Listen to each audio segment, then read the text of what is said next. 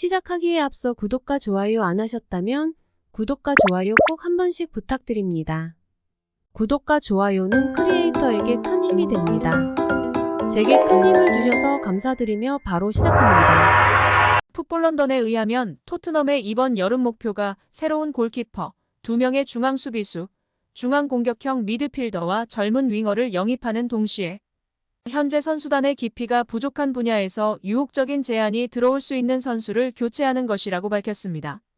비카리오가 골키퍼 자리를 채웠고 제임스 매디슨이 레스터에서 4천만 파운드에 이적한 것이 공격형 중앙 미드필더 박스를 활성화시켰습니다. 이제 토트넘은 팀 내 다른 수비수들을 옮길 수 있다면 한 명이 아닌 2명의 새로운 센터백을 계약하는 것을 목표로 수비를 개선할 것입니다. 토트넘은 바이어 레버쿠젠의 탑소바와 볼프스부르크의 판대 벤에 대한 강한 관심을 가지고 있는데 둘 다 포스테코글루이 시스템 과축구에 적합한 것으로 간주됩니다.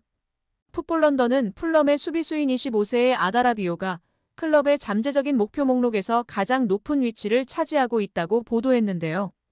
아다라비오는 맨체스터 태생의 선수로서 많은 박스를 찍었고 특히 풀럼과의 계약 기간이 1년이 남아있는 터라 그의 이적료가 다른 두 센터백보다 적을 수 있다는 것을 의미합니다.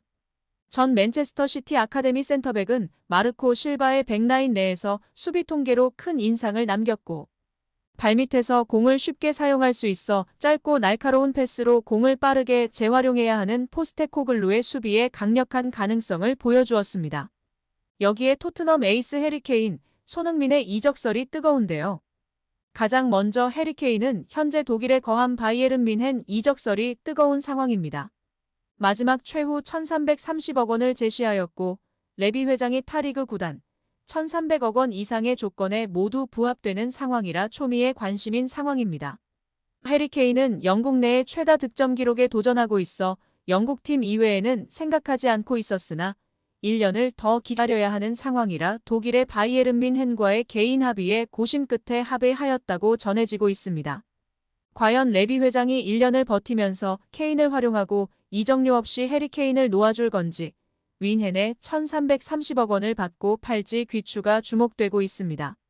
데일리메일에 의하면 손흥민 선수는 2025년까지 6월까지 계약 기간이며 다음 시즌이 종료된 후 재계약 협상에 돌입할 예정이라고 전해졌습니다.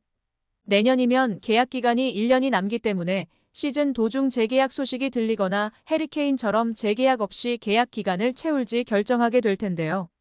현재 손흥민의 주급은 3억 4천만 원인데요. 재계약 시에는 주급 동결 혹은 삭감을 제시할 것으로 예상되어 협상의 난항을 겪을 것으로 예상받고 있습니다. 데일리메일은 토트넘에 대한 애정과 충성심이 높은 것으로 평가받고 있는 손흥민인데요. 최근 토트넘의 제안에 실망하였고 다음 시즌 도중 재계약 소식은 들리지 않을 수도 있다. 토트넘의 제안에 손흥민이 실망하였고 이번 여름 떠날 수도 있을 것이다 라고 보도하며 큰 화제가 되고 있습니다. 여기에 영국 매체 데일리메일에서는 손흥민은 2025년 계약 기간 만료로 올해 여름이 이적하기에 가장 적기인 상황이다. 훌륭한 사업 수완을 가진 레비 회장이 그를 올 여름에 판매해 막대한 이익을 올리려 할 것이다 라고 보도했습니다. 영국 더선에서는 리버풀이 챔피언스리그 진출에 실패하여 대대적인 선수단 리빌딩을 준비하고 있다. 중원을 더욱 어리게 구성할 것이며 공격진은 포화된 상태를 정리하고 핵심 선수 영입을 준비하고 있다. 공격진에게 새 힘을 불어넣기 위해 살라와 호흡하고 피르미노의 역할을 대체할 수 있는 손흥민의 영입이 점쳐지고 있다. 손흥민은 9번 혹은 왼쪽, 오른쪽 윙 포워드 어디서든지 뛸 수 있다. 토트넘에서는 최전방에 위치했을 때 가장 많은 골을 넣었다. 그는 피르미노 역할을 대체할 수 있고 누네스, 살라, 조타와 함께 좋은 모습을 보여줄 수 있다. 고 보도했습니다. 여기에 리버풀 수비수 아놀드의 인터뷰도 재조명되고 있는데요. 아놀드는 리버풀이 겨울에 영입했으면 좋을 것 같은 선수를 묻자 케빈 더 브라이너와 손흥민이다. 손흥민은 정말 뛰어나다. 스피드, 결정력, 침착함을 보유하고 있다고 말하며 크게 화제가 되기도 했습니다. 리버풀 레전드 중 한 명인 엘리케도 거들었는데요. 엘리케는 SNS에 아놀드가 손흥민과 더 브라위너가 리버풀에 필요한 선수라고 말했다. 손흥민은 완벽하게 리버풀에 맞는 선수다. 손흥민은 3톱 어떤 위치에서도 활약할 수 있다. 최적의 포지션은 9번 공격수와 윙어다. 아놀드 말에 전적으로 동의한다며 고개를 끄덕였습니다. 한편 괴물 엘링 홀란드의 자기 관리에 맨체스터 시티의 동료 잭 그릴리쉬도 혀를 내둘렀고 손흥민이 소환되며 화제가 되고 있습니다. 이번 시즌 맨시티의 유니폼을 입은 홀란드는 잉글리시 프리미어리그에서만 35골을 넣었고 국내 컵 대회까지 합치면 37경기 39골을 넣었습니다. 경기당 1득점을 상회하는 대단한 골 결정력인데요. EPL 단일 시즌 최다 득점 기록도 갈아치웠습니다. 괴물 같은 득점 행진의 이면에는 철저한 자기 관리가 화제가 되고 있습니다. 홀란드는 체력 관리를 위해 신선한 간과 염통을 먹는 괴식에 가까운 식단으로 세간을 놀라게 한 적이 있습니다. 그 밖에 잠들기 2시간 전부터 블루라이트 차단 안경을 끼고 오후 10시 30분 침대에 눕는 등 최상의 컨디션을 유지하기 위해 많은 반면으로 노력한다고 전해졌습니다. 그런 그가 이러한 자기 관리에 대해 영향을 준 사람이 손흥민이라고 밝히면서 팬들 사이에 크게 화제가 되고 있습니다.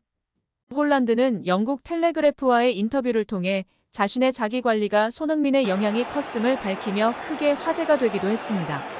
잘츠부르크에 있을 때 희찬이랑 친하게 지냈어요. 희찬이를 통해 손흥민 선수에 관한 이야기를 많이 들었어요.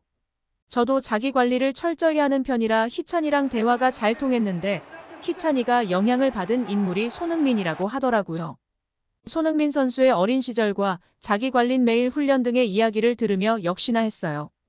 제가 해왔던 방식이 틀리지 않았음을 확신할 수 있었고 역시 월드클래스 공격수의 자기 관리에 대해 크게 감명받았고 저 또한 크게 도움이 되었어요.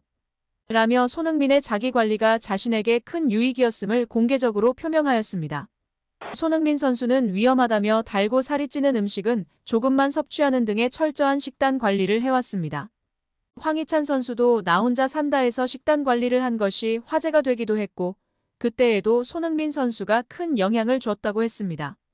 손흥민 선수의 식단 관리는 다양한 다큐 채널과 뉴스 보도로 잘 알려진 사실입니다.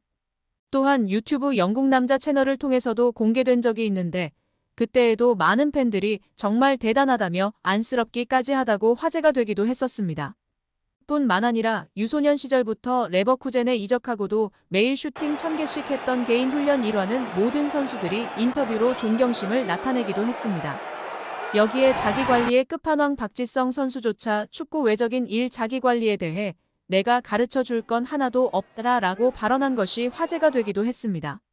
또한 지난 코로나 대유행 시 영국 매체 풋볼 365에서는 코로나 상황에서 방역수칙을 어기고 파티 등에 참석할 것 같지 않은 선수 1위로 손흥민을 뽑기도 하는 등 영국에서도 이미 유명한 상황입니다.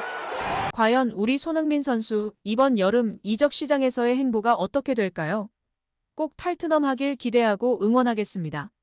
오늘 영상은 여기까지입니다. 우리 구독자분들의 생각은 어떠신지 궁금합니다. 댓글로 의견을 남겨주시면 감사하겠습니다. 끝까지 시청해주셔서 감사드리며 다음에도 더 좋은 영상으로 찾아뵙도록 하겠습니다.